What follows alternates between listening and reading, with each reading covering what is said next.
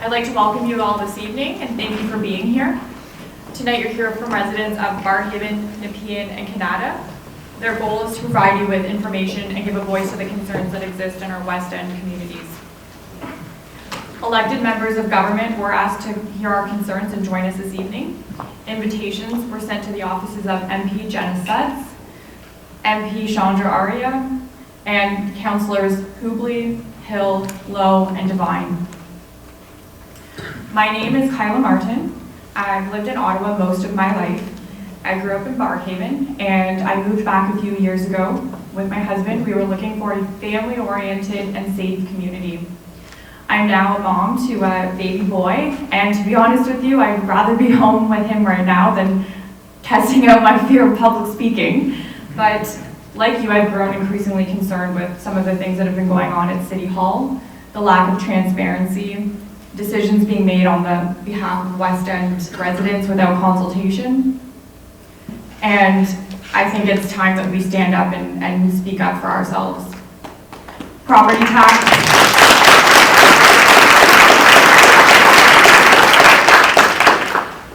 tax and service fees continue to rise. The 2025 draft budget is calling for a 3.9% increase in residential property tax next year. Much of that tax revenue is going to go to projects in other parts of the city, and concessions are being made in our neighborhoods. Barrhaven, for example, is in desperate need of roads. We've seen a huge expansion of residential developments, and traffic is out of control. Our roadways cannot keep up with the rapid growth that we've been seeing. We also don't know if LRT will come to Barrhaven or if that will be put on hold indefinitely. And for Canada residents, the question is whether the western expansion will continue or whether the transitway will stop at Moody for the time. Perhaps the most divisive issue in Ottawa's West End communities are the Sprung Shelter proposals. For months, we were kept in the dark about locations being considered and the selection criteria for those. Word of locations in Barrhaven got out more quickly because information was leaked. While many of us reached out to the mayor's office to raise concerns and seek out information, we were met with silence. On 4 separate occasions, the Barrhaven Business Association, the BIA, which represents more than 500 different organizations within the Barrhaven community, requested a meeting with the mayor. All of those requests were met with silence. When rallies were held in Barrhaven, Canada, and at Nepean Sportsplex, the mayor was notably absent and did not take the opportunity to engage with the community, hear our concerns, or answer questions. As West End residents, it feels as if there's a pattern of exclusion. What's made matters worse is that in our efforts to gather and advocate concerns, we've been called NIMBYs, scolded by members of City Council from other parts of the city, and blamed for spreading misinformation. With inflammatory comments being made by members of council on media platforms this week, there's been a lot of effort to silence our community's concerns. It's even made residents unwilling to speak because of fear of backlash. I can tell you this evening, we had other speakers on the docket, and they actually declined for legal reasons and for fear of what it may mean for themselves, their families, their employment, their personal safety. This is a very serious issue, and we need to look at how our words can hurt people. I too second-guessed coming out here tonight and speaking with you all. But the fact remains there's still a lot of unanswered questions. We continue to receive mixed messaging about how the sites and their locations will be used and what the future of these shelters will mean and could mean for our community. Some of the information that I've shown here are memos from City Council. It talks about what the potential use would be in the future. So we don't know exactly how they will be transitioned and how resources will be met and changes will be managed in our communities.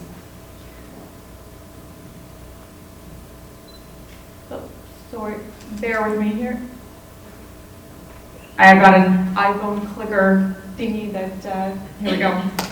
After a recent report by the CBC Ottawa on respite shelters in Toronto, more concerns and questions have arisen. Some further research about the Liberty Village site, which is located in a mixed residential and retail area, was troubling. So the CBC article didn't go into much detail and sort of suggested that everything was working well within the communities. If you do some further research, what you do see is there's concerns of safety, break-ins, hypodermic needles being found on sidewalks and things like that. So our questions really are, what will happen to these shelters in the long term? Will they become used for other unhoused people in our community? And what will we do in terms of police services, access to addiction support, mental health, all of those questions that we don't have answers to. Our goal of this information session is to highlight the unanswered questions that exist, and we want to make it clear to City Hall that West End communities have a voice and that we need to be heard. I'd like to introduce you to our first speaker. I'm going to welcome Mike Patton. Mike, if you want to come up, So Mike is a former Director of Communications to Mayor Larry O'Brien. He has a passion for municipal affairs, and he's a lifelong resident of Nepean.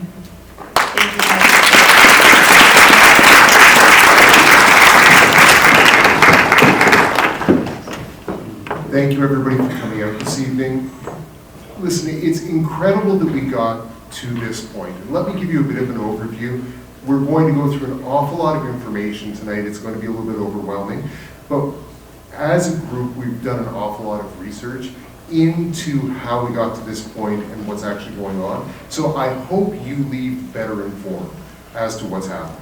Now, the main background to this is Ottawa's been a community that's always been very welcoming of refugees and asylum seekers.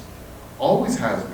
You know, in the past number of years, a large number of Ukrainian and Syrian refugees and asylum seekers have moved into the city with no real problems whatsoever. So what's the problem now? The problem is with housing in the city.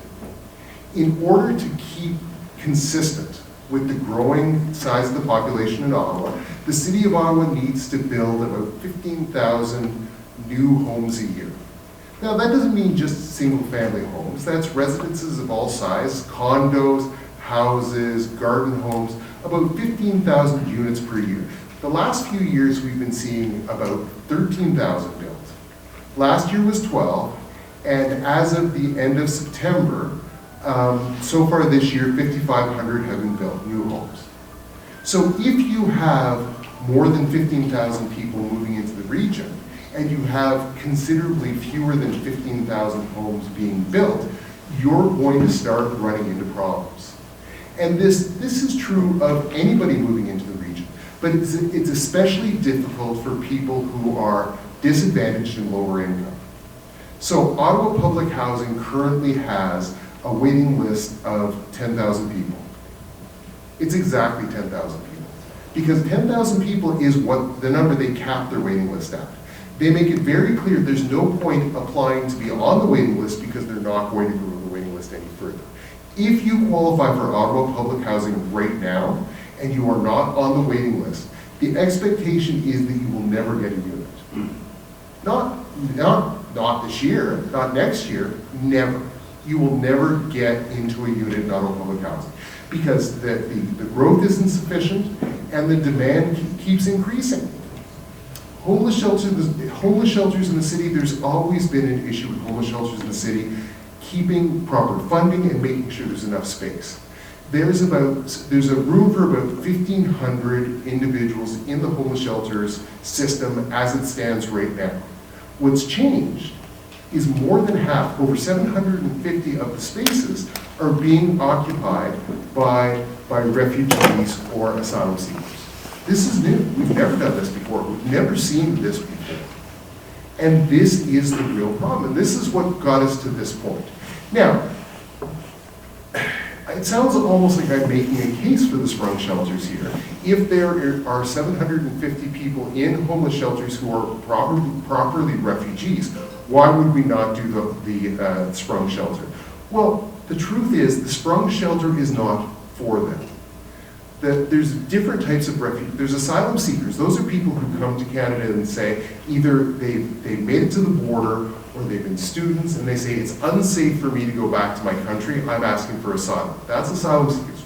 Refugees are people who, under United Nations rules, are entitled to seek refuge in a second country or a third country. The group of 300, which is going to be put into these sprung shelters, currently are in a refugee camp outside of the country, and in the future will be brought in to populate this shelter. So even with the building of these shelters, this is not going to alleviate any of the current problems we have right now as far as capacity or volume, even of asylum seekers. But why not the sprung shelters? Well, they're tents. There's a reason you don't live in a tent, and in fact, you know, the only people who are in tents are those people who either can't get access or don't qualify to be in the homeless system, but are underhoused and have nowhere else to go. Because living in a tent in Ottawa is a terrible idea in the winter. It's a terrible idea all year round, but it's especially a bad idea in the winter. There are other solutions. The Peel region is facing the same sort of issues that Ottawa is in every way. They're not able to expand their housing sufficiently. They're dealing with an influx of refugee claimants, and they have nowhere to put them. So they've gone out, they've leased an office building that was not being used. They've leased the office building, they're currently retrofitting it, and they're going to move people in there. And what's really significant about this, no protests. Nobody's objecting to this. This is a good preliminary idea. And the councillors are now calling the shelters that are proposed to be built welcome centers. The idea is that people are being welcomed there, they're going to get acclimatized, and within 90 days they're going to move on. Move on to where? There's literally no place for them to go. And this is the challenge. It's not that we are not a welcoming community. Why are we bringing additional people intentionally into the country when we don't have a roof for them to live under? We don't have four walls, we don't have a proper home for them. So, again, the other challenge that we've had as a community is this idea, it's not just a sprung shelter, it's a sprung idea. Nobody saw this coming. Nobody ran on this in the election. Nobody said this is what we want to do, and it doesn't seem like any alternatives were really looked at.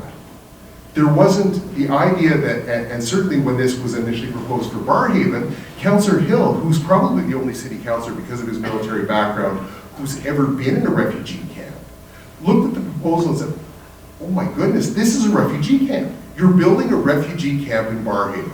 That's a terrible model, and you're putting people in tents. That's awful. There's got to be other ways to do this. And other ways in taking existing underused structures, retrofitted so that people at least have a proper place to live.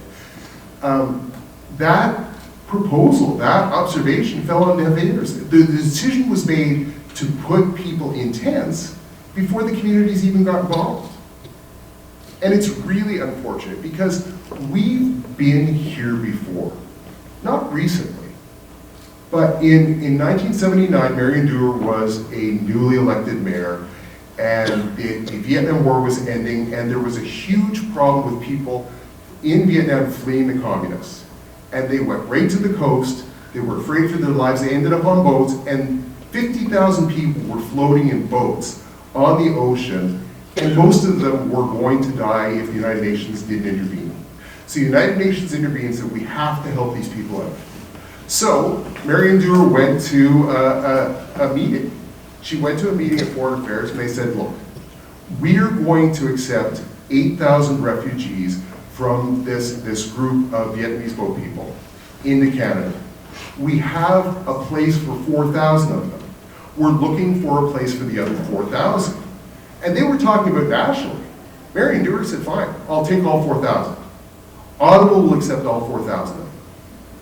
And she left that meeting, and probably, having been a former political staff, I could well imagine how awkward the meeting was with her staff when she came back and said, oh, by the way, we've just accepted 4,000 refugees. We have no place to put them.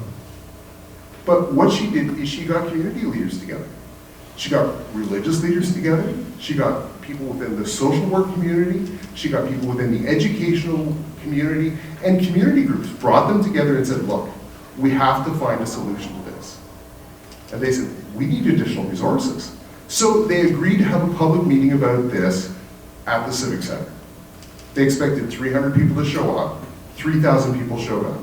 And what ended up happening is all those refugees were sponsored by the community. Some individuals said, listen, yes, our family will look after one, but in many cases it was neighborhoods and streets saying, yes, we will accept responsibility for one of those people or one of those families, and we will help them make sure that they have proper housing, that they get English as a second language as required, make sure that if they need any other secondary education, help them find work and a place to live. And that's been an incredibly successful adaptation to our community. And remember, in 1979, across Canada, there were fewer than 1,200 people from Southeast Asia. There were no Vietnamese people in Ottawa. It was like the whitest place. It was so different than it is today. But because the mayor, Marion Dewar, worked with the community, and this was a much smaller community in 1979 than it is today, worked with the community, kept lines of communications open, was able to resettle 4,000 people who were completely linguistically, culturally, and religiously different than the host community. And it was very successful. And that's the difference between somebody who's a leader and what we're looking at right now with City Council.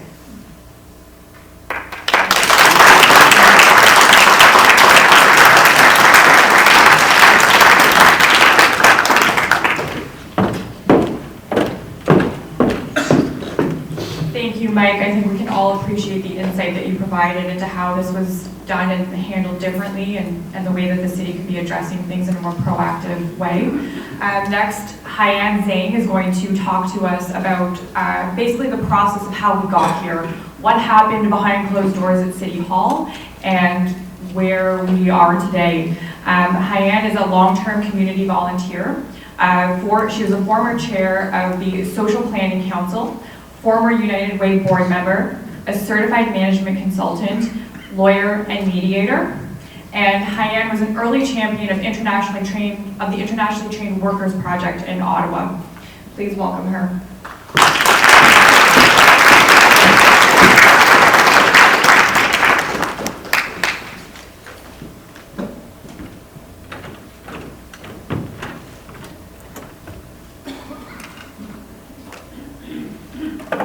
Good evening. Good evening. Bonsoir. 晚上好. Salam alaikum. I speak the language of our community. I am a person who's been to a lot of places. I work in a lot of community circles. And I know that we are a community of love and charity. We are a community that gives when it is properly called on us to give. And this evening, we all went through terrible traffic. And it reminds me of my very early mornings when I used to go to United Way board meetings or the Foreign Trained Workers Project at 6:30 in the morning, and worked with people from different walks of life, different racial background, different religious background, with one goal: to help the community find sustainable solutions. Unfortunately, today, we're facing a choice which many of us do not see as sustainable solutions. We have a decision that was sprung on us, literally. My interest in this project was tweaked a few weeks ago on a Thursday when members of the Barrhaven community discovered that were tractors digging up the ground.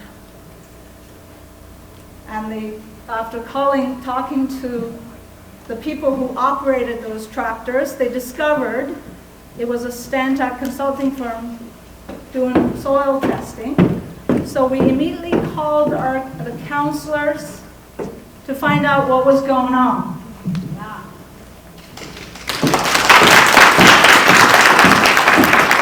And we're very grateful that the two councillors, Wilson Lowe and David Hill, immediately attended a meeting on a Sunday evening to answer questions from the community and find out what was going on. And we found out. So my first question to Councillor David Hill was, and you'll see why I put there's a train there, it's because my question to him was this: Mr. Councillor, has the train left the station? And his answer was very telling.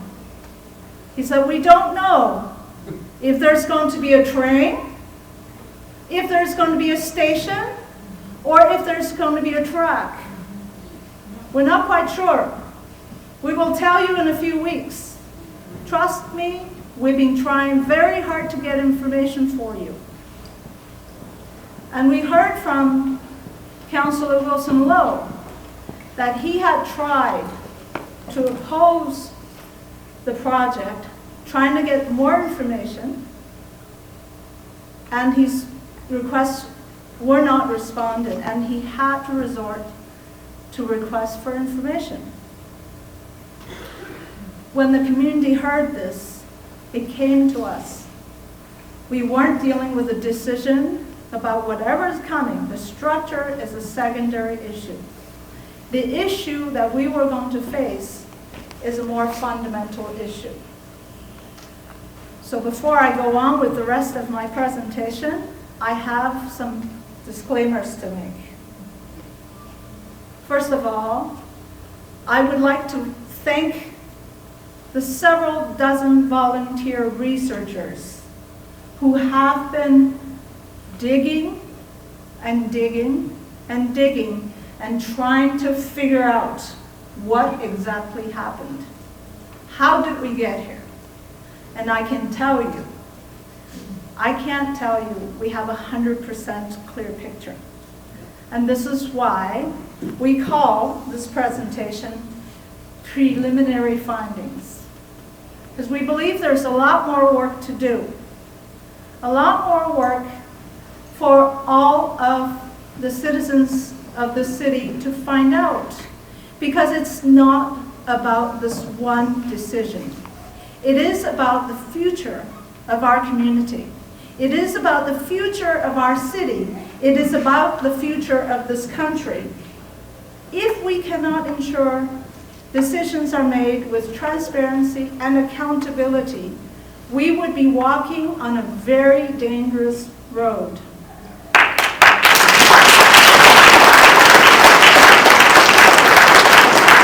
my disclaimer is this.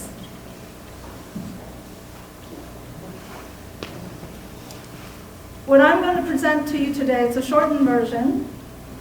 We've had volunteers reading through city minutes, council meeting minutes.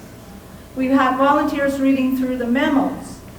We've had volunteers reading and watching media reports. And we have also done, independently, because at the very beginning, we realized before we can make any claim that could be labeled as NIMBY, we better be prepared to back it up. We cannot say whatever the decision has been made is going to hurt our own community and not another community without doing research. And I can tell you, unfortunately, we have not been able to finish that part of work. And that would be, hopefully people from this audience tonight will raise your hand and come and help us, because it's important for us to really figure out what the needs are for our community and what are not being met. And if we're going to bring new people in, how are we going to take care of them and take care of them without compromising the welfare of the rest of the citizenry, and also to make sure that they are treated with dignity and real love. And we've done some our own survey too, and I will share that, just a little bit of that. Okay. People have been wondering how we got here. Well, I'm going to start from the end, because Councillor David Hill told me that we don't know if there's a train, but a lot of people woke up, or not woke up in the evening, I guess it was November 7th, to discover a decision had been made for 2 sites. One, very close to this place, and if my memory serves me right, and don't quote me on this, I think this place serves over 1.6 million people times a year. But you can search the website and find out. There is, the Nepean Sportsplex actually talks, so it does serve a large number of people. Whatever facilities that's put here will affect the people who use these facilities. And we're not saying, and I want to repeat, we're not saying at this stage that whatever structure will be put here is going to negatively affect us. We're not saying they're going to increase crime rate. We're not saying they're going to cause decrease in housing prices, because we don't have evidence yet. We need to do research. We need to dig. We need to understand truly what our community is like. But it is obvious, whatever site you choose, there's going to be an impact. And it's going to affect a lot of people. A lot of people from Barrhaven, I'm told, and I remember, if my brain serves me correctly, there's over 100,000 people living in and around this area. How would this affect them? Was there any research done? Consultation completed? I cannot be sure, based on our research. I can tell you, there is now a little bit of confusion in addition to this site, and in addition to Canada, next to the Eagleson Park and Ride. On November 22nd, we read something really confusing from our councillor, which is, I guess this area is affected, Sean Devine, or Divine, said in his update, and you can go on his website and find out if it's true, but he did mention the 3rd spot. And it is to be 3311 Woodruff Avenue. And my best hope is that he misspoke. My best hope is that when he wrote that down, he forgot to delete from his previous version of whatever document he was working on. It would be really bad for everyone if, in fact, there is a 3rd location being considered. So the least someone can do is perhaps contact Councillor Devine and confirm if there's a 3rd location. If there is, when was that decision made? Because his words were quite clear. Staff ultimately decided to have 3 locations. That was on his website, November 22nd. I shall not comment what that means because I don't know. My research, I spent hours and hours, and the volunteers that I've been working with, we're trying to figure out what's going on. But if there's a confusion about how many sites there are, I think it would be justifiable for us to feel, for the population, for the citizenry, for the residents to feel perhaps they cannot trust their elected officials as much as we did before.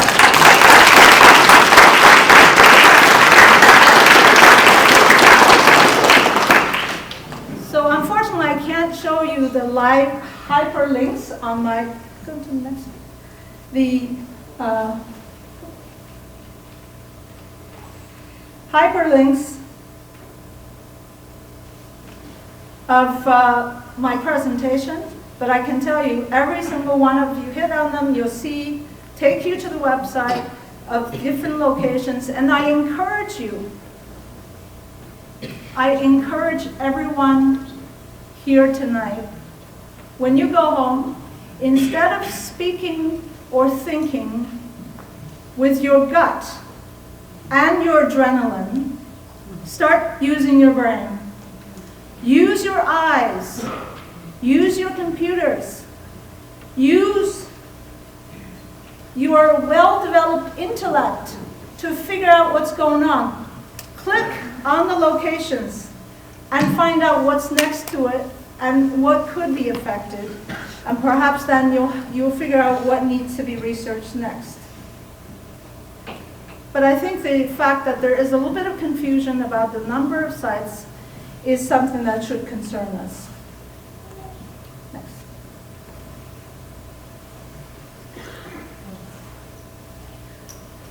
Without going into all the details of how many meeting minutes, because I can tell you there were a lot of committee meetings, and it all goes back to around 2022. I don't believe I've listed all that, but Kyla spoke about it, Mike talked about it, about the structure itself. I actually have been to a refugee camp. It's perhaps going to be a higher end refugee camp. Unfortunately, the refugee camp I went to were in war zones. So whatever is being proposed, if they're going to be used as refugee camps, they would be luxury refugee camps in another country. And that's a very important distinction. If we're talking about true refugees who are escaping war, people who are escaping persecution, who risk being killed in genocide, we want to wrap them with love of any kind you can find. You want to bring them home. You will take care of them, even if it means you have to take money out of your pocket or even open a room in your house to house them. And I know in the audience there are people who are volunteering on this anti-Sprung Shelter project who have opened their houses for refugees, who have extended a giving hand, and who have fed refugees.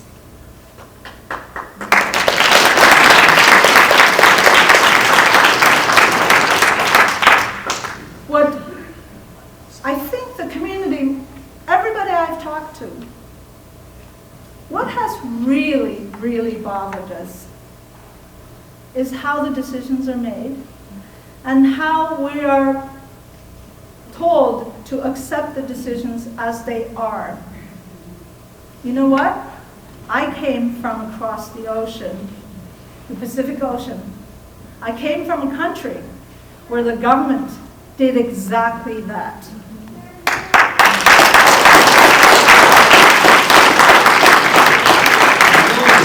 And I know a lot of people I've spoken to in the process of the last few weeks. I've helped a few people deal with their public speaking fears. I have taught public speaking for 20 some odd years, so I know a thing or two about it. So that every single time we got together, and I teach people how to learn to breathe, smile, and have eye contact, and tell us their stories of how they became Canadian citizens, almost to a person. They said, we love this country because when we came, we knew and expected that my voices would be heard.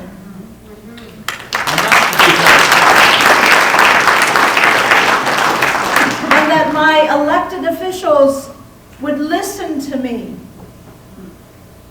and not to just ram a decision down my throat. And this is a repeating theme that we've heard.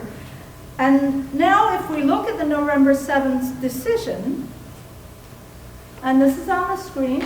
Can you go back? Okay, so the decision, this is the very important point about what the decision said. Future consultations will be held. However, it will not be held about the location or the type of structure.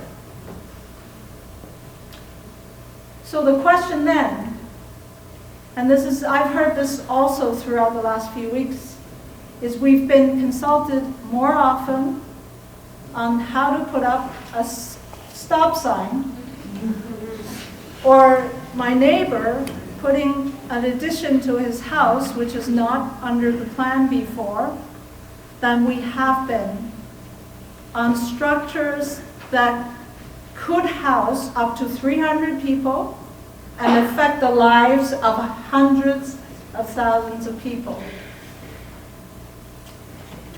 And so, if you don't think it's enough to be consulted only on the planning, the application for planning, you need to start looking again, research yourself, and volunteer with the research groups, because it's upon us to ensure that our elected officials make decisions, they make it based on public opinion, and also proper sound research. Okay, so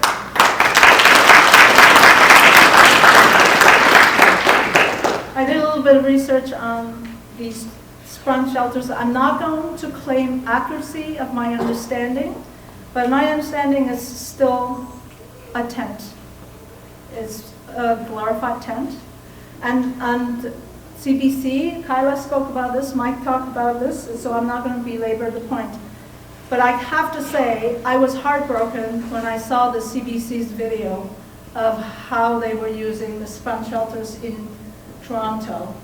So if that was maybe the media's way or the government's way of trying to persuade us that's a solution, I can tell you, I was not sold.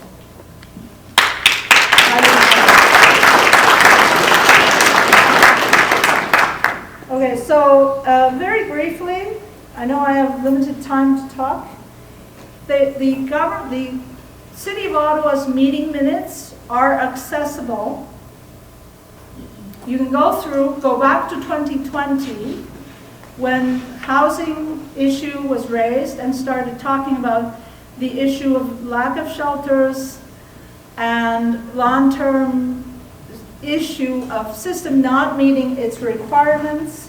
And I had to change the slides to accommodate the time, so I apologize. I haven't given you all the list, but if anyone is interested, perhaps we can figure out a way of sending you the hot link so you don't have to go and search it yourself. But the meeting minutes are very good food for thought, and for you to help yourself understand how this all came about. But the most important meeting, perhaps, took place in November. I'll go back to the, sorry. Oh, okay, I'll deal with that. Okay, so when we found out, okay, we were surprised. And we discovered we weren't the only people surprised. Just go back up a couple of. If you feel somebody says you shouldn't protest about the decision, that you feel it was sudden, you have good allies you can call on. And they're called Councillor Alan Hughley, who was very surprised about the decision, and Councillor Devine himself also was surprised that the decision came down at the time they did. And of course we also, and Kyla's mentioned it, and there were other councillors who got really mad, and I couldn't resist putting them up. There's that lovely young lady's face when she's angry. So we've been called all sorts of names, and I can tell you, I don't know what a Soviet-style agitprop was. Keep going down. But I can tell you this.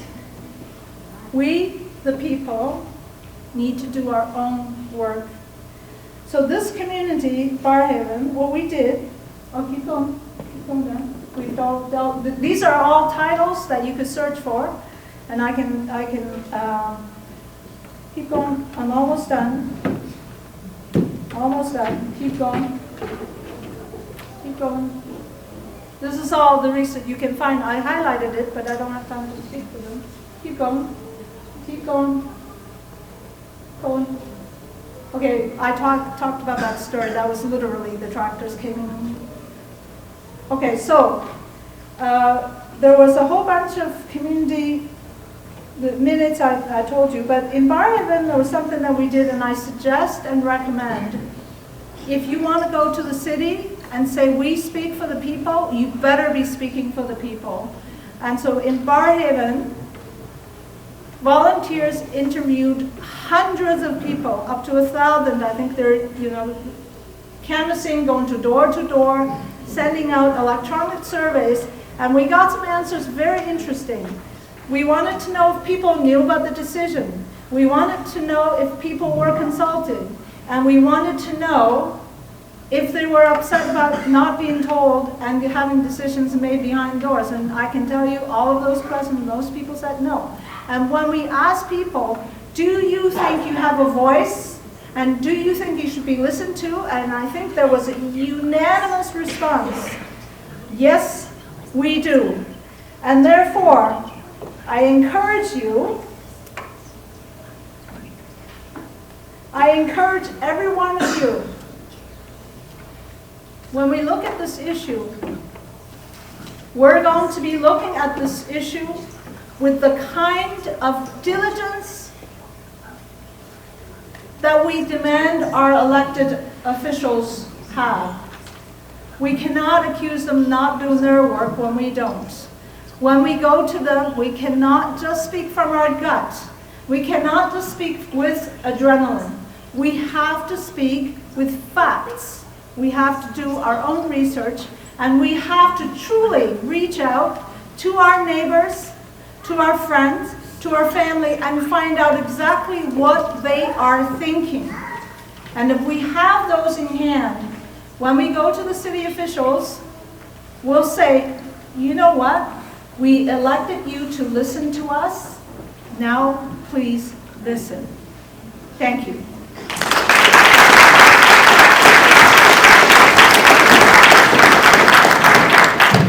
Thank you, Hyan. And just to go back to one of the points that you had listed, we're just going to put it back up on the screen. Because of the fact that there's been so much accusation of misinformation, we're just going to give it 1 second. It's in regards to the 3 sites. So initially, the news bulletin came out to say that there was going to be 2, Nepean Sportsplex, and then Canada. Do you want my slide? Here we go. So this is a screenshot from Sean Devine's website, where he notes that there were 3 locations for potential reception centers. Woodruff Avenue, which is here in Nepean Sportsplex, 40 Hurst Way in Canada, and 3311 Woodruff Avenue, which is in Barrhaven at Nepean Woods. That commentary was also echoed this week on CFRA radio by another city councillor. So it's caused us to kind of question, okay, is it really 2 sites? Is it 3? How many are there? What's going on? If you look at the bottom there, it shows that 3311 was supposed to have been excluded. So this is the kind of misinformation that we're having to navigate as citizens. Next, I'm going to ask Carol Borgon to come up to the stage. So Carol was born and raised in Ottawa and has been a resident of Annandale community for 25 years.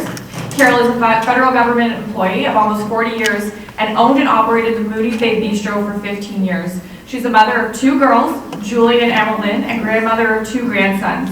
Carol is a member of Mannerdale Woodvale Community Association, and she's done volunteer work in the community, such as area captain for the Cancer Society, March of Dimes, Arthritis Association, CNIB, and the Kidney Foundation.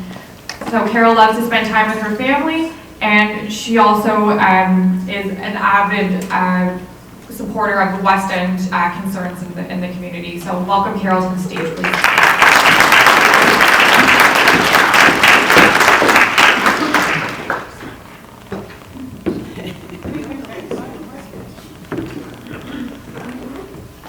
Thank you very much. Can you hear me? Yes. I think we said that a lot this afternoon. Can you hear me? Can you hear me? Anyways, I am a resident of Manordale, and I'm here to speak out for my concerns.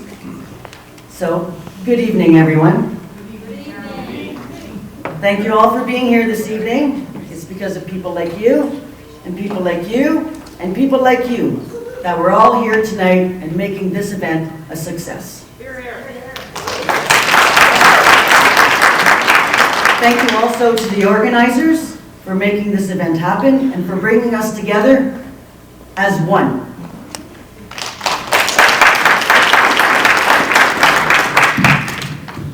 My story is this, and it will most likely sound familiar to many of you. I was born and raised in Ottawa, and have proudly called Manordale my home for 25 years. This community is my heart. My daughter attended Manordale Public School, and her son right there is also attending. My first grandson plays football and has spent many years playing football in the field right here. Many others in my neighborhood have been around for 10, 15, 20, 30, 40 plus years. Their children have also learned to play sports in this neighborhood and in this beautiful community. And some of them have played here sports since they're toddlers. This community is where we all build our memories, our friendships, and we build our lives. Until now, I have never felt the need to protest. But today, like so many of you, I can no longer stay silent. I've been asking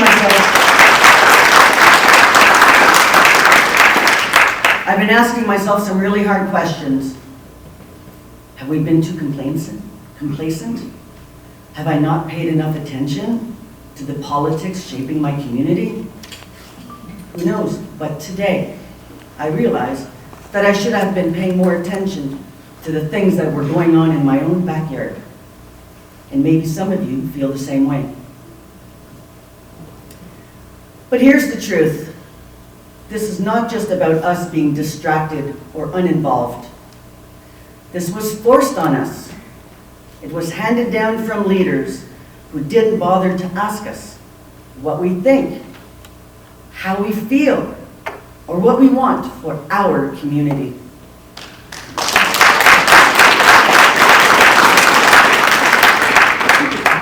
What I've seen is shocking. It is shocking of a misuse of power. Let me paint a picture, and it looks like this. 1, releasing plans without consulting the people they affect. 2, leaders making decisions behind closed doors, convinced that they know what's best for us without even asking. 3, dismissing, belittling, and even labeling those who dare to speak out. 4, and worst of all, dividing neighbors, dividing wards, and dividing this city. And the consequences, you ask, they are devastating and they are real. Families like ours are left voiceless, powerless to shape the future of our communities. Plans that are short-sighted and self-serving with no thought for the bigger picture or the long-term impact on us. Wasted resources, squandered trust, and a community spirit that's being crushed under the weight of bad decisions. But let me tell you this. We are not powerless. We are not voiceless. What we deserve is transparency, collaboration, and respect. We deserve a grassroots approach, one that starts with the people, one that grows from the ground up, one that puts our voices at the center. We are Canadians, and Canadians don't back down from challenges. We don't let division tear us apart. We come together, we roll up our sleeves, and we get the job done.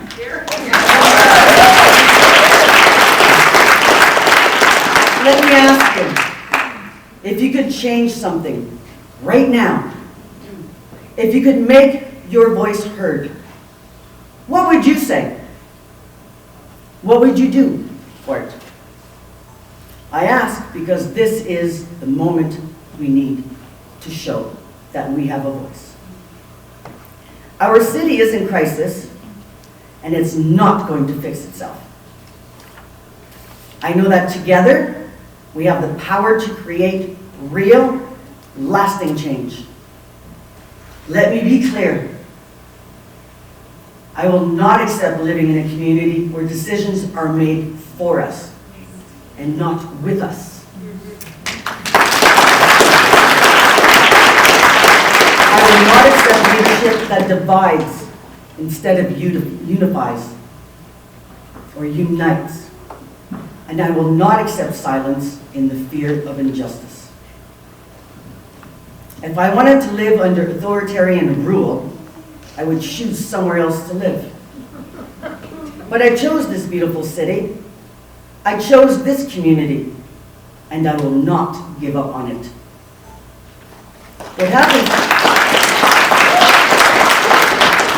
What's happening here is not just wrong, it's unacceptable. It's time for us to take back our voice. It's time for us to stand together and demand better. By joining today, by continuing to show up and speak out, we are sending a powerful message to our leaders. We deserve better, and we demand better. And we will not stop until we get it. So let's keep going. Let's keep raising our voices. Let's keep showing our councillors and leaders that their power comes from us, the people. And let's hold them accountable. Thank you.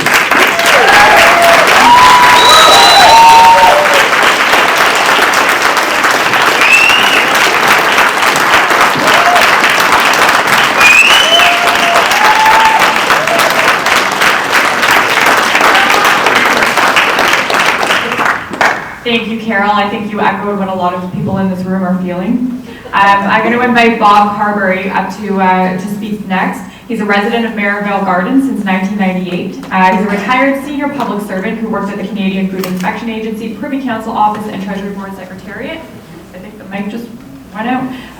He has a Bachelor of Science of Agriculture from University of Manitoba and an MBA from Ottawa University. And he became a certified management consultant in 2001 and remains a global fellow at Woodrow Wilson Center for Scholars in Washington, D.C. Thank you, Bob.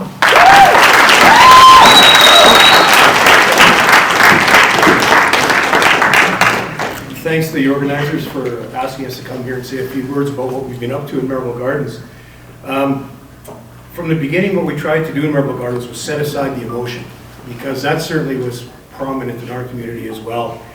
And what we've tried to do is become very focused, business-like, determined and analytical in our approach to this thing. So I want to give you an idea of some of the avenues we've been pursuing over the last while. Now, our concerns are focused on two aspects, both on the type of facility and the location of any facility. We're not focused on immigration policy whatsoever, but we do see the trends, we accept them, they are what they are, and then we see the city's proposal, and we're looking at the impact of those proposals, analytically and straight ahead. We have two sightlines. Number one, what's best for the asylum seekers? Number two, what's the impact on our existing community? We have some real concerns about housing up to 150 individuals in a communal environment. It could be disastrous from a human health aspect and safety for the newcomers themselves. Folks are coming in from many countries, many outbreaks all over the place. Marburg, measles, monkeypox, that's just the M's. And the individual status of these people isn't even known. We can remember our own experience with COVID just a couple of years ago. We had a terrible situation of the long-term care facilities that were housing people together. There were actually 5 recommendations that came out of a follow-up report that they did after that. Top 1, reduce crowding through the elimination of 3 and 4 bed ward rooms and creation of more private rooms with dedicated bathrooms. But they're going to put 300 people together. Number 2, build and maintain infection prevention and control expertise within each facility. We haven't seen anything about any of that. These lessons seem to be ignored. This places this community and the people living within those facilities at an acute risk. And you can imagine the impact it would have on our healthcare system if one of these facilities was to have an outbreak inside it. We're also concerned about the personal security of the asylum seekers. Well, maybe the first wave is refugees coming out of one camp. We have no control over who's coming in next. And people are coming in from all over the world. By definition, they're coming in from conflict zones. In facilities of 150 each, it's highly possible that individuals or groups with pre-existing conflicts are housed together. We don't want to import conflict into these facilities for their own safety. In terms of location, stand out on the corner of Woodruff and Hunt Club when you leave, and look north, and look south, and look east, and look west. All you're going to see is traffic, road, and lights. There are no services in immediate proximity. One of our members walked to the local metro the other day, hour and 20 minutes. It's not possible. It doesn't make any sense to have it here. This is stranding the asylum seekers. It's not showing them kindness. It's not helping them adapt. There's no groceries or personal products. There's no banks. There's no language services. There's no religious services. There's no health or mental health services. We're also concerned about it being at the Sportsplex. It's a family facility. And it's unfortunately the only temperature-controlled building in walking distance to get out of that shelter. Hundreds will be inside, there's no question. They have no place else to go, they've been stranded. It will impact the atmosphere of the facility.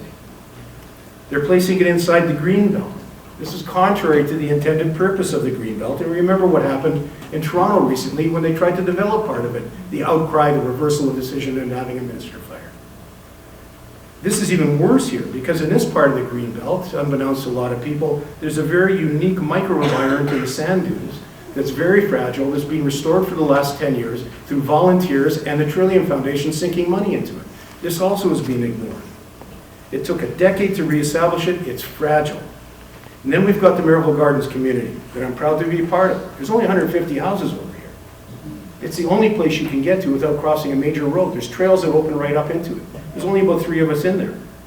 When the weather's good, I'm certain these people will be tired of the Sportsplex, they'll have no place else to go, so they're going to jump on the trails and go for a walk, and it does empty directly into our neighborhood. There's no street lights, there's no sidewalks, it's very serene, highly valued by residents, and it's been like that for 60 years.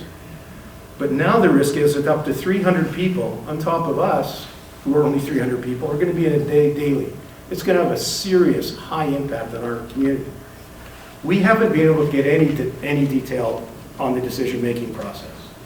But to pretend that any process would select an area isolated from services, isolated from larger communities, beside a tiny neighborhood that would be overwhelmed by the numbers, inside the Greenbelt, near a highly biosensitive area we just invested in, and beside a family sports complex is simply outrageous. No risk assessment on the operations of the Sportsplex, on the environment, on the asylum seekers themselves seem to have been done. Becoming integrated into any new situation is difficult. A new country, a new culture, language, it's as hard as it gets.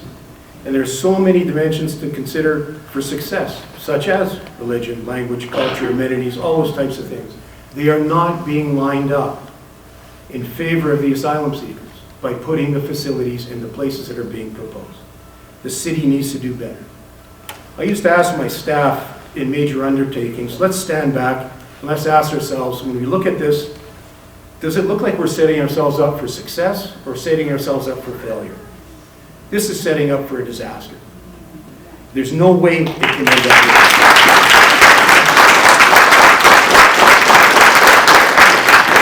and it's a disaster by faulty design. We are still hoping there's going to be some sober second thought. Nathan from ABC asked me before, do you think this can turn around? Well, I think it starts with consultation. Let's redo that. More consultation is going to lead to more factors that should be considered. More factors will lead to more criteria that need to be measured. More criteria will lead to a better assessment. And once that assessment is done, there's going to be some other solutions because none of these ones seem to fit anything that makes sense to any of us.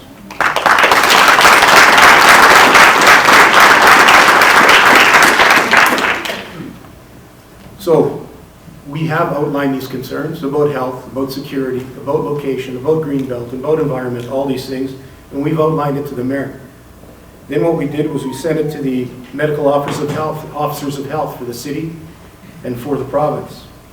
We sent it to local MPs. We sent it to our councillor. We sent it to Doug Ford talking about the use of the greenbelt. We sent it to provincial and federal ministers of families because of the effect that this could have on the Nepean Sportsplex. We're not done yet either. We've lit fuses all over the place. And we've got a big second wave coming if this thing doesn't turn around the next little while. So that's where we're at. This is how we're looking at it. I hope I seem determined because we are. We're armed with a very, very good team. I'm very impressed with the people that are in Mineral Gardens. And this ain't stopping.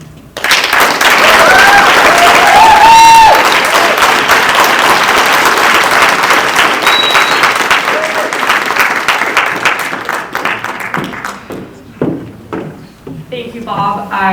Just going back to the decision to have the one of the sites be here, the Nepean Sportsplex, looking at how it was initially going to be at one of the fields where the football team plays, and then how City Council didn't realize that that might be an issue and decided to move it to Confed Field. So a lot of knee-jerk reactions going on, and it makes us wonder about that short-sighted decision-making again. You've heard from Barhaveners, you've heard from Nepean residents, now it's time to hear from Canada.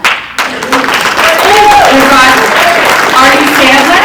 He was born in Russia when it was the Soviet Union, and he's lived in Ukraine, Belarus, Israel, and he finally moved to Canada in 2008.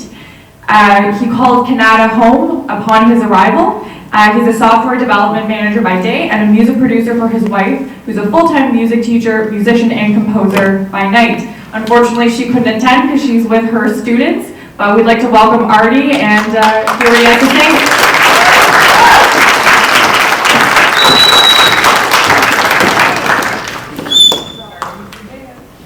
Hello all, I apologize if you hear some ramblings from me because I literally got called about 2 hours ago and invited to give a speech, so I can't there. And yeah, I apologize for my accent. I hope you understand everything I say. There is a saying, never laugh at someone's broken English because that means that they know at least 2 languages. So English is my 3rd language, and as Kyla mentioned, Canada is my 5th country. So my parents moved a lot, and when I celebrated my 30th birthday, we decided, my wife and I, we decided that we will follow them in that moving, and we moved to Canada. And one of the reasons we chose Canada, it was because, well, I said, we lived in a country that occupied the first lines of all media, and I don't want to live in another country that occupies the first lines of media. So we searched for a quiet, friendly, peaceful place. So we came to Canada 16 years ago, straight into Canada, and we chose Canada because I was a software developer, and it was called Northern Silicon Valley. So this is why we chose Canada. And as someone coming from ex-Soviet Union, well, I was a child and I was a teenager, but I learned a lot about how things are being done in there. I knew a lot how things were done there. What I didn't know at that time, that when choosing Canada to be this peaceful, friendly home, that we will get a strong déjà vu. Because we've known both. So I learned about strong structures 2 weeks ago. 2 weeks ago, Thursday night, someone invited me to a brand new Facebook group, and next day I joined the first rally that attracted 30 people at that time because it was middle of Friday, middle of working day. But next day it was hundreds, and then I joined Nepean because I don't believe this is a Canada issue or Nepean's issue, and I didn't want to play a whack-a-mole game by dropping it from one community, fighting it off in one community, only to get it in another community.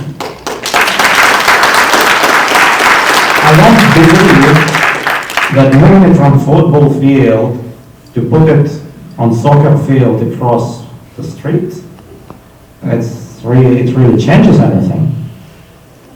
And one of the things that I didn't like from the beginning, it was ever-shifting message. What are we talking about? Tents, strong structures, shelters. Your council called it a refugee camp, asylum seekers, newcomers welcoming center. I mean, the message hasn't changed all the time. It felt like no one agreed on that message, even from the official end. And then, when we started asking questions, we were accused and called by different names, when all that we wanted to know was what's going on. And we were called confused. We were called like spreading misinformation. What misinformation we could spread if we didn't get information? And of course, lacking that information, people filled it in with their concerns, their fears, and I don't believe that calling it fear-mongering is the right thing to do, because people have the right to fear. People have the right to be concerned about something that was dropped on them, something that I believe is a life-altering situation for a community. And the community wasn't asked, the community wasn't informed. And then, you know, I started asking questions, because being a software manager by day, managing multi-million projects, I'm used to analyze data, I'm used to juggle with resources. And one of the questions that I got was, based on some media and based on some official reports, that those people, they called it that way, those people are already here. They've been occupying shelters for years, and they need some housing, and this is the solution. So they will be there for 90 days, stop. This is where I ask the question. What those 90 days are going to change? If they're already here, if they've been here for years, can't they wait another 90 days to move to whatever solution comes after those 90 days? Because to me it sounds logical. And I couldn't understand, because things didn't add up. Either it's not 90 days, or I don't know. But something doesn't add up here. And this is why I joined the group that was digging for information, and the more, well, unfortunately, having a day job, and, well, I didn't contribute much, but looking through those minutes, which are publicly available, comparing it to media reports, I saw a really familiar picture. A picture from the past. A picture of officials making decisions behind closed doors. A picture, déjà vu of a picture of knowing better than the community what's best for the community.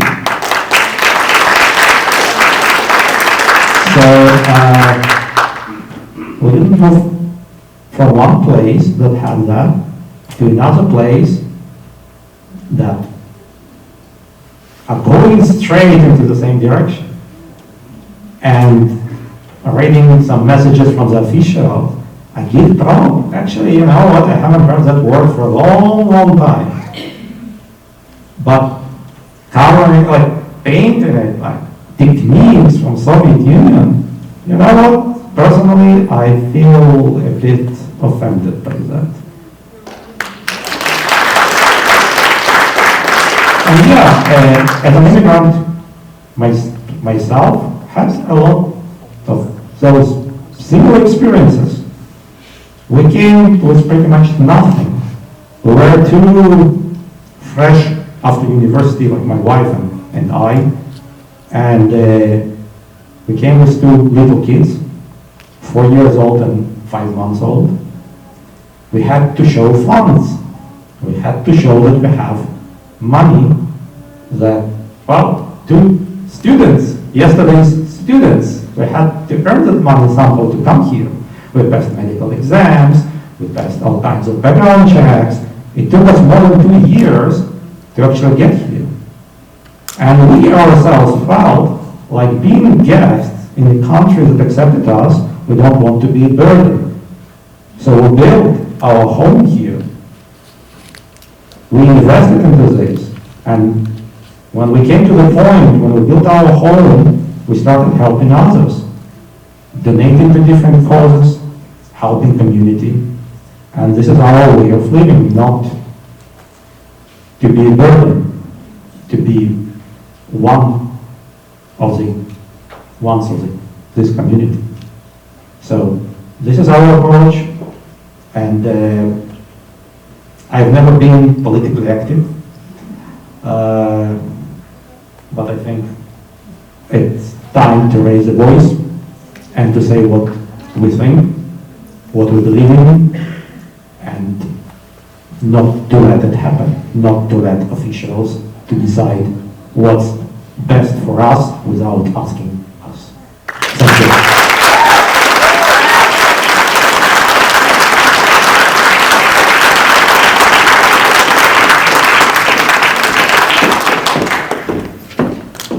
Thank you so much, Artie. We really appreciate you being here with us tonight, especially on short notice, so we put him on the spot. Our next speaker needs no introduction, Member of Provincial Parliament for Nepean, Lisa MacLeod. Lisa has been an advocate for our communities for many years, and we're very, very grateful that she has taken the time to be with us this evening.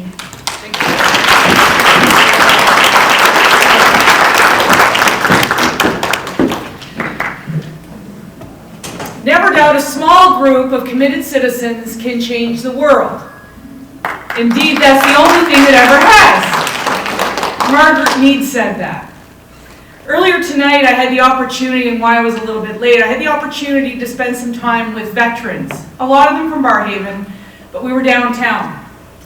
And the money we were raising was for a group called Veterans Transitional Services. And there I learned that there's over 100 veterans living on the streets in the city of Ottawa. I didn't know that. Did you? No. We've got to do better.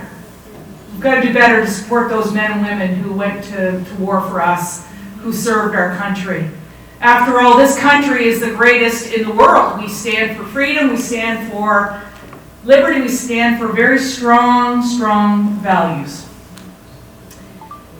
But the other group of strong citizens that have come together that are not so small, you're about 200 strong tonight, you probably are over 6,000 strong at the various rallies that you had, are all of you, the residents of the west end of the city of Ottawa. The city's been pretty good at dividing our communities. But I'll just say this. Tonight there is no Barrhaven, there is no Nepean, there is no Canada. It's the west end of the city of Ottawa that is under threat and under attack by a city government gone wrong.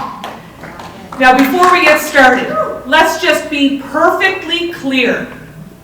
This is a city decision on federal land with federal money. So it's not just the City of Ottawa that is accountable to the citizens for this issue.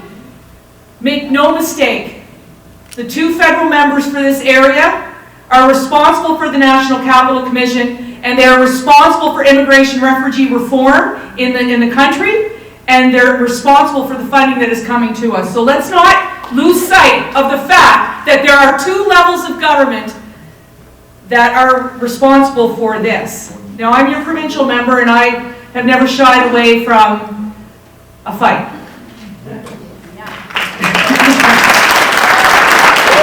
And when this came to me, my husband said, "Lisa, you're retiring. Finish baking the cookies." And I looked at Heather Tessier, and I say, "I think we both got one more go in us." Because I'll tell you something, when you're a politician and if you're really a true community leader, this is what I learned from my father and I learned from Jan Harder, both elected over 7 elections, municipal governments, her here and my father in Nova Scotia. Your job is to leave a community better than you found it. So my voice tonight for all of you is to stand up one final time on a massive issue that has an implication, and it may not affect my level of government, but it affects the people who sent me to Queen's Park for 19 years, and that is all of you, and I'm sure there are a few that didn't vote for me, but that doesn't matter. We're linking arms on this one, and we're going to take it to City Hall. And I have to say, in 2018 and 2019, I was the minister responsible for immigration in the province of Ontario. And I would consistently raise with the federal government the fact that so many asylum seekers were coming in through Roxham Road that it was going to create massive pressure on municipal and provincial resources. I estimated at the time when I was the Minister of Immigration that this was costing us $200 million a year in 2018 to 2019. So what did the federal government do? They decided to go over the heads of the governments, of provincial governments, and directly deal with the municipalities. That's fine. But you don't get the oversight for the municipalities quite like you do with other levels of government. And so what we've got are a number of city councillors that either were asleep at the switch or they just don't care about these issues. If you heard from the speakers before me, and you heard from some great speakers, you heard from Mike Patton, who has got 20 years plus of experience at City Hall. You've heard from Haiyan Zhang, who's I'm not even going to say what you do for a living, but she's a pretty good researcher, I would say. Carol Borgon, I love Carol because she's feisty. And any girl from Mannerdale, you gotta know is going to be feisty. Bob brought his experience from the federal government, but from Marable Gardens, and he brought some really good points, and I want to say thank you to him. And then Artie. You always make a compelling case as somebody who came to this country and chose it as your home, as is Haiyan, and of course Kyla. The reality here is we've got a strong group of people who have started asking questions to our City Hall. And what's happened is we get a divide and conquer mentality. Have you noticed that? The first accusation is, you're NIMBYs. So then you move it, but then you move it to another community. But they're NIMBYs. So by this stretch of the imagination, every single community in the City of Ottawa must be NIMBY. A heck of a way to talk about your neighbors, heck of a way to talk about your constituents. But then they decided it's not about NIMBY anymore, it's got to be about race. I'll tell you, I don't know where Sandy is. She must be out there. Sandy's taking the registration tonight, and she said, Lisa, I'm nervous to come. I said, why, Sandy? She goes, they might think I'm racist. I said, Sandy, why? She said, well, I'm Chinese. And then another woman came up to her and said, thank you, I can't go out and I can't rally. And Sandy said, why? The lady said, because I'm white. And I said, how absurd is that? You all know what I was about to say. How absurd is that?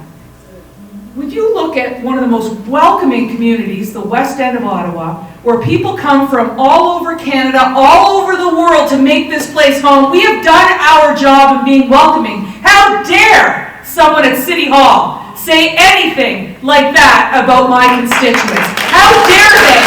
I have seen us build this community. I have seen us. We have seen the diversity in our community. We love the diversity in our community, and we are proud of that diversity in our community. How dare you? And then they start talking, might as well start parsing up the wards. You know, Nepean has Barrhaven, and Nepean has Craig Henry, Mannerdale, Maryville Gardens. Well, Canada's now going to have Canada and Bell's Corners. And then they, like, who in their right mind would try to make one community over another community important in a city? I thought we were all in this together. I thought we were all in this together. And then they try to tell us we're against immigration and refugees. I'm sorry, but Barrhaven and Canada probably have the highest percentage of newcomers. And we've attracted that type of collegiality and warmth and diversity and integration and community because we want to. So you get all of this for asking questions. The question could be about, is the sky gray today or blue? Misinformation. That's your City Hall, ladies and gentlemen. That's what they've done. And then when that didn't work, they started to frighten our constituents. I don't mind telling you tonight we had 3 people back out of speaking because of what happened to the BIA chair in Barrhaven. I don't know if you noticed, but one of the city councillors published his address and his name and his phone number on social media to shame him, and he's a business person. We've had others that are afraid that they're going to lose their job by speaking out. That's our city government.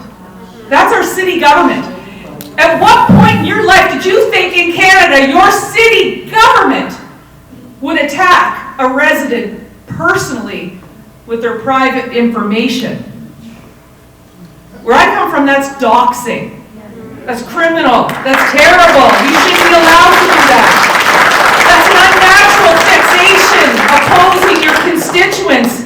It's placing a chill on residents who have an opposing opinion than their government. They would rather be right than do the right thing. That's not what this should be about. This should be about a successful and positive outcome for the residents of this city and the refugees who we would like to help. But now, as I have become more aware of this over the past several months, I actually think this is less about the sprung shelters now, where they are and who lives in them, because of the consistent hypocrisy from City Hall. There has been no consultation, no transparency. When you ask them a question, again, you get this misinformation, accusation. You see that if we don't want this, and then we're bad people, but if in Sandy Hill there's an issue, well, that's okay. They expect us to pay taxes and see increases in taxes, this budget, but they don't want your input. That's taxation without representation. Exactly. They want to shove things down your throat, but they don't want you to tell them you don't like the taste. It's pretty bad. You know, I used to be the minister responsible for the Ontario Trillium Foundation, so I appreciated that being brought up. And our goal there was to support a sustainable Ontario. And in the case of the Greenbelt here, you know, we have the sand dunes, they're beautiful. We made some investments into what is federal land in order to support this vibrant beauty that we have. But downtown will tell you that they're environmentalists. Yeah. Until they want to put pavement on the Greenbelt. Okay? It's just stunning to me what they believe and what they think. You know, we had to get one of these groups of folks out of a recreational facility, but then it was a good idea to put it on a soccer and football field right over here. Yeah. At some point, they are going to have to address at City Hall their doublespeak. At some point, they're going to have to face the people who live in West Ottawa. At some point, they're going to have to listen. Because they either are inept or they think we are, and we're going to have to prove to them that we're not going to take it. I'm telling you something. They have created a crisis of confidence in our city. No one trusts them at City Hall anymore because of the way they handled this. There is no leadership. And let me say this. I have thought for a long time, it has to be a hidden agenda. Somebody has to have this, that, or the next thing. But the only thing worse than a hidden agenda is no agenda at all. I can't even be convinced that they would be doing something that wrong because I don't believe, after everything I've seen, that they're that clever. I give them way too much credit. Way too much credit. We deserve better. You know, I come from a place called New Glasgow, Nova Scotia. And Nova Scotia was the birthplace of responsible government in Canada. Responsible government is accountability to the people and responsible to public input. And as I watched this debate unfold, I couldn't think of anything more irresponsible in government than what I'm witnessing right now. They've divided our community. They've taken away our confidence in our government. They malign citizens who are concerned about their city. And they want to increase our taxes all at the same time. They don't deserve it. And if anything, I always like to see the silver lining in things. That's the internal optimist, but the eternal optimist too. What I will say over the past month is this, and I'm going to leave on a positive note, because I know there are a lot of questions and there's a lot of anger. But this is what I do know. Over the time that I've been involved in this community in politics was the last 25 years. You know, I started off with John Baird in '99, went to Jan Harder when the city amalgamated, then went over to work for PR for a few years and got elected myself. So the past 25 years I've seen this community grow from farmers' fields to the most vibrant and diverse neighborhoods in all of Ottawa, okay? I've seen it, I've helped it grow, and I want to continue to see it grow. And unfortunately, sometimes it takes a bit of a crisis, like the one the city created for us, to actually watch that community come together. And what I see tonight, what I've seen at the rallies, are strong neighbors getting to know one another. And while they try to divide us, we just keep uniting more. And friendships have developed. And interest in what's going on around us in politics has increased. Those are all good things. So please remember, as we continue to mobilize, as we continue to press for open government and more transparency, please remember on the days where your own city councilor tells you you're wrong. And please remember, every single day we live in the greatest city in the country, in the world. And at the same time, your neighbor is with you. And we can have, and this is the last thing I'm going to say. I grew up knowing that you should respect, not necessarily accept others' points of view. But the level of stonewalling I have seen isn't acceptable. So together we're going to continue to press for answers. We're going to continue to encourage them for more consultation. We're going to continue to encourage them for an off-ramp so that they can better unite this city after what they've done to us. And we're going to have a positive outcome. What that positive outcome is, I do not know. But do not relent, do not back down, and keep going strong. Thank you all very much, and thank you, Tyler, for looking after us.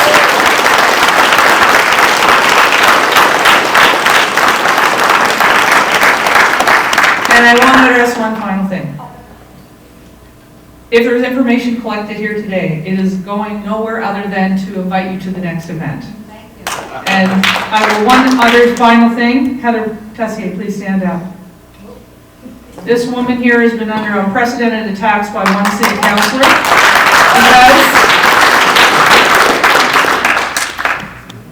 because she's had a heart of gold.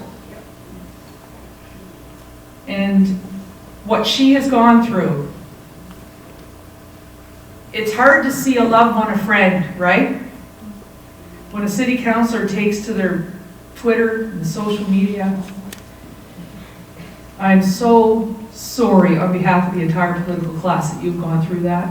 And I know everyone here appreciates what you've done. So, on this, guys, let Heather know how much you care about her and what she's doing.